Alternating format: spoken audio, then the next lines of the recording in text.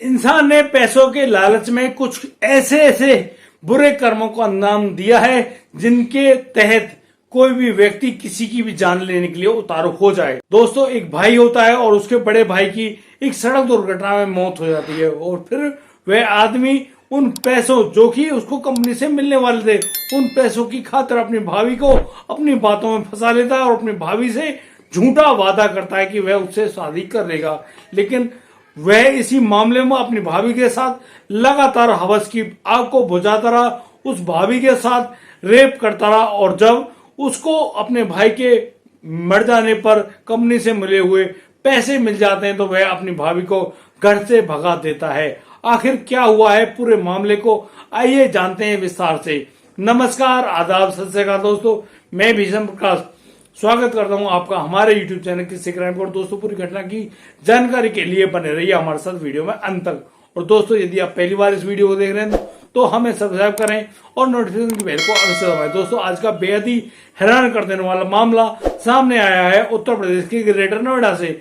Greater Noida में एक महिला होती है, रोती बिलखती हुई स्थिति में पुलिस थाने पहुंचती है और पुलिस थाने में बैठकर वह अब पुलिस इंस्पेक्टर के सामने रो रही होती है, परेशान हो रही होती है। यहाँ पर एसएचओ और इंस्पेक्टर साहब उस महिला से पूछ रहे होते हैं कि आखिर आपके रोने की वजह क्या है, आप क्यों रो रही हो और आपको दिक्कतें क्या हुई हैं। यहाँ पर वह महिला अब बता रही होती है एसएचओ साहब को कि उसका नाम पिंकी है और वह रहने वाली जौनपुर की है। जौनपुर जो कि उत्तर प्रदेश का ही एक जिला है। वह कहती है कि उसकी करीब 4 साल पहले शादी हुई थी फर्रुखाबाद से। फर्रुखाबाद में विनीत नाम का एक युवक होता है जिससे उसकी शादी हुई थी और उसकी शादी के बाद उसको एक बेटी भी हुई थी 2 साल बाद उसकी शादी की। और वह अपनी बेटी के साथ ग्रेटर नोएडा में आकर, जहां पर उसके पति विनीत काम करते हैं कंपनी के अंदर, यहाँ पर किराए के मकान में वह रह रही होती है। यहाँ पर सुनील नाम का उनका देवर भी उनके साथ ही रहता है।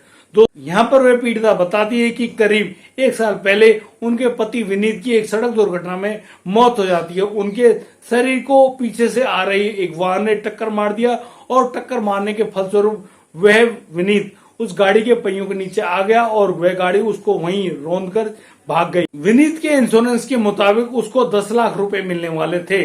और दोस्तों, यहाँ पर जब इंश्योरेंस कंपनी विनीत के बारे में सारी जानकारी जुटा लेती है तो अब यहाँ पर उसकी पत्नी पिंकी को कहा जाता है कि तुमको फला तारीख पर ये पैसे मिल जाएंगे।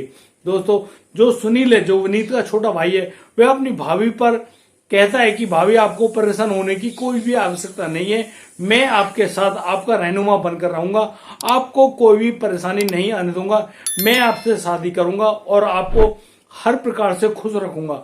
दोस्तों, यहाँ पर पिंकी अपने देवर सुनील की बातों में आ जाती है और सुनील इन्हीं बातों में अपनी भाभी के साथ प्यार मोहब्बत जुटा रहा होता है और इसी प्यार मोहब्बत के चलते वह अपनी भाभी के साथ कई बार रेप भी करता है, यानी कि उन दोनों के बीच में शारीरिक संबंध भी स्थापित होते हैं। यहाँ पर पिंकी अपने देवर सुनील का साथ पाकर बेहद खुश है। वह मानती है कि उसके साथ बहुत बुरा हुआ है, लेकिन वह अब ये सोच रही है कि उसका हाथ थामने के लिए सुनील तैयार है। और दोस्तों, वह सुनील पर बहुत ज्यादा यकीन करने लगती है। दोस्तों, अब वह तारीफ भी सामने आ जाती है जब विनीत की मौत पर 10 लाख रुपए जो कि इंश्योरेंस कंपनी से मिलने वाले थे, उसका चेक उसकी पत्नी पिंकी को मिल जाता है। और यहाँ पर सुनील पिंकी से शादी तब तक नहीं करता है जब तक उसको चेक ना मिल जाए। दोस्तों, जैसे ही चेक पिंकी को मिलता है, पिंकी उस चेक को अपने बैंक खाते में लगाती है और बैंक खाते में उसके 10 लाख रुपए आ जाते हैं। दोस्तों, यहाँ अब सुनील पिंकी से कहता है कि देखिए, अब तुम्हारे पास वो सब पैसे आ गए हैं, अब ये पैसे यदि आप मुझे देती हो तो मैं अपने जीवन उपार्जन के लिए कोई काम धंधा शुरू करना चाहता हूं, आप मुझे इनमें से कुछ रुपए दे दीजिए।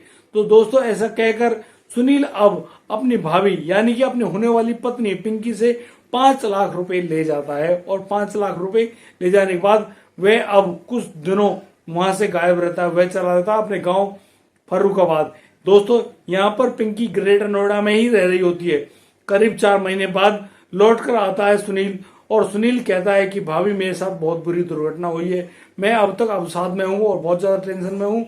मैं जो पैसे आपसे लेकर गया था वो पैसे मैं अपने गांव जाकर लेकर पहुंच गया था और उसी रात मेरे घर में चोरी हो गई। कुछ लोग आए थे और उन लोगों ने हमारे वो पैसे चोरी कर ले गए और मुझको बहुत बुरी तरह से मारा। ये देखिए, मेरे शरीर पर कुछ निशान भी उभरे हुए हैं। यहाँ पर पिंकी उस देवर और होने वाले पति सुनील की बातों पर यकीन कर लेती है। और दोस्तों यहाँ पर सुनील अब अपनी होने वाली पत्नी पिंकी से कहता है कि उसको और पैसों की आवश्यकता है, तो मुझे 3 लाख रुपए और दे दीजिए। दोस्तों यहाँ पर जो पिंकी है वह 3 लाख रुपए बैंक से लाकर अपने देवर सुनील को दे देती है। और दोस्तों यहाँ पर देवर सुनील इन पैसों को लेकर भी वहां से फरार हो जाता है और अब उसका कोई भी अता पता नहीं है। यानी कि ना ही तो उसके नंबर मिलते हैं, ना ही उसके बारे में कोई जानकारी है। वह कहाँ गया है, कैसे गया, उसके बारे में उस महिला को कोई भी जानकारी नहीं है। वह अब परेशान है, उसको ऐसे कहे हुए और गए हुए करीब 2 महीने हो गए हैं, उसके बारे में उसको कोई भी जानकारी नहीं है। तो यहाँ पर वह रिपोर्ट दर्ज कराने आई है कि उसके देवर ने उसको झूठ बोला है और शादी करने के झूठे झांसे में लेकर उससे करीब 8 लाख रुपए भी ठग लिए हैं। और वह अब पता नहीं कहां पर लापता हो गया है, उसके बारे में उसको कोई भी जानकारी नहीं है। यानी कि एक व्यक्ति ने उसके साथ धोखा किया है। इसी मामले में वह अब पुलिस के पास आई है और आपसे निवेदन है, और वह महिला हाथ जोड़कर एसएचओ साहब और इंस्पेक्टर साहब के सामने कहती है कि आपसे हाथ जोड़कर निवेदन है, विनती है कि आप लोग मेरे होने वाले पति, जिससे अब मैं शादी नहीं करूंगी, सुनील ने मुझे धोखा दिया है, आप उस व्यक्ति के पकड़ लाइए और उसके ऊपर उसके पास मेरे 8 लाख रुपए भी है, मेरे पैसे भी दिला दीजिए। मैं जैसे तैसे अपनी बच्ची को पाल लूंगी, मुझे अब किसी से कोई शादी नहीं करनी है। दोस्तों यहाँ पर उस पीड़िता के कहे अनुसार पुलिस ने सारा मामला दर्ज कर लिया है और अब टीम गठित करते हुए उस सुनील की गिरफ्तारी के लिए आगे बढ़ गया है। बड़ा ही अजीब मामला है दोस्तों। कोई भी व्यक्ति अपने भाई की मौत होने पर जहां उसे अपने भाभी या फिर अपने माता पिता का हाथ बटाना चाहिए, उसी मामले में कोई भी व्यक्ति इतना लालची हो सकता है कि अपने भाई की मृत्यु के पैसों को लेकर ही अपनी भाभी के साथ रेप करके लापता हो जाता है। ये बेहद ही शर्मनाक है। दोस्तों आप इस मामले में क्या कहना चाहते हैं, क्या सोचते हैं, आप हमारे कमेंट बॉक्स में लिख कर दे सकते हैं। और दोस्तों यदि आपको हमारी वीडियो और दी गई जानकारी अच्छी लगी हो तो आप हमें लाइक करें, कमेंट करें, शेयर करें और हाँ सब्सक्राइब करना बिल्कुल ना भूलें। दोस्तों दीजिए मुझे इजाजत, मिलता हूं कल रात ठीक 8 बजे। तब तक के लिए आप बढ़िया रहें, बेहतरीन रहें, अपने परिवार का बखूबी ख्याल रखते रहें। जय हिंद, जय भारत।